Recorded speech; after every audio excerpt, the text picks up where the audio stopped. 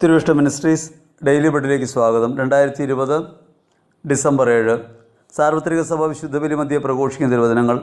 യെശയ്യാ പ്രവചനം 35-ാം അധ്യായം 1 മുതൽ 10 വരെയും വിശുദ്ധ ലൂക്കാ സുവിശേഷം 5-ാം അധ്യായം 17 മുതൽ 26 വരെയും തിരുവചനങ്ങൾ. ഈശ്വരേറ്റം പ്രിയപ്പെട്ടവരെ, കൃപയും സമാധാനവും നമ്മോടുകൂടെ. യേശു എന്തിനാണ് ഭൂമിയിലേക്ക് വന്നത്? ക്രിസ്തു ആഗമനത്തെക്കുറിച്ചുള്ള സ്മരണകളിലൂടെ കടന്നു പോകുമ്പോൾ, ക്രിസ്തുവിൻ്റെ രണ്ടാം വരവിന് വേണ്ടി കാത്തിരിക്കുമ്പോൾ, ഈ ജീവിതത്തിനകത്ത് മുഴുവൻ നിരന്തരമായി നാം പുലർത്തേണ്ട ഒരു അന്വേഷണമാണ് എന്താണ് ക്രിസ്തുവിലൂടെ നിറവേറിയത്. എന്തിനു വേണ്ടിയാണ് ക്രിസ്തു ഭൂമിയിലേക്ക് വന്നത്? അവൻ വന്നത് പാപവിമോചകനായിട്ടാണ്. എനിക്കോ നിങ്ങൾക്കോ മാറ്റിക്കളയാൻ പറ്റാത്ത കറയാണ് പാപത്തിൻ്റേത്. ചെയ്തു പോയൊരു പ്രവൃത്തിയെയും തിരുത്താനോ അതിൻ്റെ കുറവുകൾ പരിഹരിക്കാനോ നമുക്ക് സാധ്യമല്ല. അപ്രകാരം സാധ്യമല്ലാത്തത് കൊണ്ട് തന്നെ ആദ്യകാലം മുതൽ ദൈവത്തിൽ നിന്ന് അകന്നുപോയ ആദം മുതലുള്ള മനുഷ്യകുലം മുഴുവൻ അനുഭവിച്ചിരുന്ന ഒരു സങ്കീർണതയാണ് പാപത്തിൻ്റെ അടിമത്വം.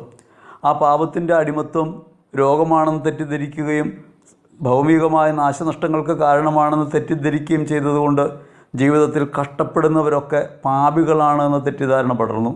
അങ്ങനെ മേധാവിത്വമുള്ളവരെല്ലാം നല്ലവരും പാവങ്ങളെല്ലാം പാപികളുമാണെന്ന ഒരു ധാരണ പടർന്നു. അതുകൊണ്ട് പാപികളായ മനുഷ്യർ ഈ ലോകത്തുണ്ട് എന്ന ബോധ്യം നിലനിൽക്കുന്നതുകൊണ്ട് ജീവിതം നേരിടുന്ന കഷ്ടതകളും പോരായ്മകളുമെല്ലാം പാപത്തിൻ്റെ പരിണിത ഫലമാണെന്ന് തെറ്റിദ്ധരിക്കുകയും ചെയ്തു.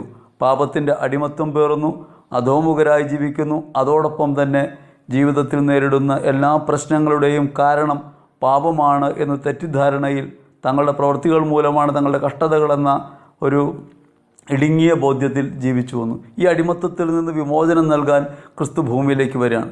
അങ്ങനെ ക്രിസ്തു ഭൂമിയിലേക്ക് വന്ന് അടിമത്തത്തിൽ നിന്ന് വിമോചനം നൽകുന്ന സദ്വാർത്തയാണ് താനെന്ന് വെളിപ്പെടുത്താൻ വേണ്ടി ചെയ്ത പ്രവൃത്തികളിൽ ഒന്നാണ് തളർവാദ രോഗിയെ സുഖപ്പെടുത്തുന്നത്. അവൻ വീടിനകത്തിരിക്കുന്നു, അനേകരെ സൗഖ്യപ്പെടുത്തിക്കൊണ്ടിരിക്കുന്നു. ഒരുവനെ ആളുകളുടെ ഇടയിലൂടെ കൊണ്ടുവരാൻ പറ്റാത്തതുകൊണ്ട് മേൽക്കൂര പൊളിച്ച് വീടിനകത്തേക്ക് ഇറക്കുന്നു.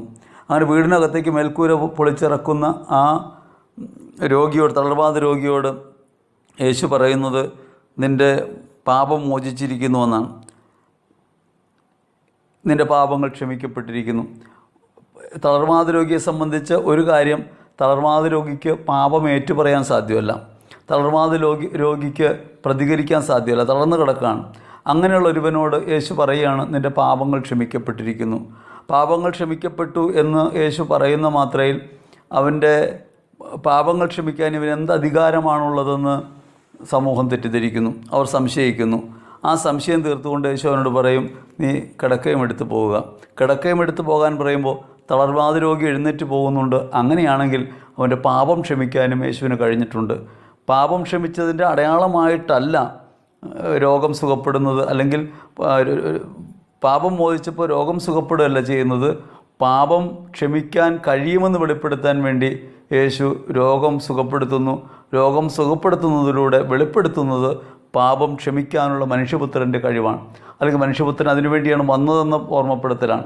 അപ്രകാരം പാപങ്ങൾ ക്ഷമിക്കുന്ന കാരുണ്യവാനായ ദൈവത്തിൻ്റെ അത്ഭുത പ്രവൃത്തിയുടെ കേവലത മാത്രം കണ്ടാൽ രോഗം സുഖപ്പെടുത്തിയൊരുവനായി നമുക്ക് കാണാൻ പറ്റും. എന്നാൽ യഥാർത്ഥത്തിൽ ഒരു സമ്പൂർണ്ണ അർത്ഥത്തിലേക്ക് തിരിഞ്ഞാൽ യേശു പാപവിമോചകനാണ് എന്ന പരമാർത്ഥം നമുക്ക് ഗ്രഹിക്കാനാവും. അങ്ങനെ പാപവിമോചകനാണ് ക്രിസ്തു. പാപം വിമോചിക്കാനായിട്ട് ഭൂമിയിലേക്ക് വന്നവനാണ് താനെന്ന് അവിടുന്ന് തൻ്റെ പ്രവൃത്തി വഴി വെളിപ്പെടുത്തുന്നു. നമ്മിൽ ഓരോരുത്തരിലും ഈ ഒരു ബോധ്യമുണ്ടാകണം. ക്രിസ്തുവിൻ്റെ ആഗമനത്തെ കാത്തിരിക്കുമ്പോഴും യേശു ഭൂമിയിൽ മനുഷ്യനെ അവതരിച്ചതിൻ്റെ ഓർമ്മ കൊണ്ടാടാനായിട്ട് ഒരുങ്ങുമ്പോഴും ഹൃദയത്തിൽ ഓർക്കേണ്ടത് അവൻ എന്നെ വിമോചിപ്പിച്ചവനാണ് എന്ന സത്യമാണ്. ആ വിമോചിപ്പിച്ചവനാണ് എന്ന ഓർമ്മയാണ് നിരന്തരം നമ്മെ ഭരിക്കേണ്ടത്. നമ്മുടെ ജീവിത വഴിയിൽ അതായിരിക്കണം തുണയായിട്ട് മാറേണ്ടത്. ഐശ്വര്യപൂർണ്ണമായി ഇങ്ങനെ നൽകാനൊരു ഭാവിയെക്കുറിച്ച് യെശയ്യാ പ്രവാചകൻ പറയുന്നുണ്ട്. കുങ്കുമച്ചെടി പോലെ സമൃദ്ധമായി പൂവിട്ട് അത് പാടി ഉല്ലസിക്കും. ലെബനോൻ്റെ മഹത്വവും കാർമലിൻ്റെയും ഷാരോൻ്റെയും പ്രതാപവും അതിന് ലഭിക്കും. അവ കർത്താവിൻ്റെ മഹത്വം, നമ്മുടെ ദൈവത്തിൻ്റെ പ്രതാപം ദർശിക്കും. ദുർബലകരങ്ങളെ ശക്തിപ്പെടുത്തുകയും ബലഹീനമായ കാൽമുട്ടുകളെ ഉറപ്പിക്കുകയും ചെയ്യുവാൻ. യേശുക്രിസ്തുവിൽ സംഭവിക്കാനിരിക്കുന്ന വിമോചനത്തെക്കുറിച്ചാണ് ഭയപ്പെട്ടിരിക്കുന്നവരോട് പറയുവാൻ ഭയപ്പെടേണ്ട, ധൈര്യം അവലംബിക്കുവാൻ. ഇതാ നിങ്ങളുടെ ദൈവം പ്രതികാരം ചെയ്യാൻ വരുന്നു.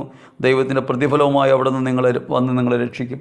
അങ്ങനെ രക്ഷിക്കാൻ വന്ന രക്ഷകനാണ് ക്രിസ്തു എന്ന പരമാർത്ഥം തിരിച്ചറിഞ്ഞ് ആ ക്രിസ്തുവിൽ നമ്മുടെ ജീവിതത്തിൻ്റെ എല്ലാ സാഹചര്യങ്ങളെയും കൈയേൽപ്പിച്ച് പാപവിമോചകനായ അവിടെ നിന്ന് എന്നെ വിമോചിപ്പിച്ചിട്ടുണ്ട് എന്ന സദ്വാർത്തയോർത്ത് പാപത്തിനെതിരായ, ലോകത്തിന് അടിമത്തത്തിനെതിരായ ഒരു ജീവിതം നയിക്കാൻ നമുക്ക് കഴിയുമ്പോഴാണ് ഈ ആഗമനകാലം ഫലസമ്പൂർണ്ണമായിട്ട് മാറും. ഈശ്വരറ്റം പ്രിയപ്പെട്ടവരെ, നമ്മുടെ ജീവിതത്തിൽ പാപവിമോചകനായ, നമ്മെ രക്ഷിക്കുന്നവനായ, അടിമത്തത്തിൽ നിന്ന് മോചിപ്പിക്കുന്നവനായ കർത്താവ് വസിക്കുന്നു എന്ന പരമാർത്ഥം തിരിച്ചറിഞ്ഞ് ജീവിക്കാൻ, നമ്മിൽ ക്രിസ്തു അനുഭവം സമ്പൂർണ്ണമാകാൻ ഈ ആഗമനകാലത്തിൽ ഞങ്ങളെ പ്രത്യേകമായി അനുഗ്രഹിക്കണമേ എന്ന് ഹൃദയപൂർവ്വം നമുക്ക് പ്രാർത്ഥിക്കാം.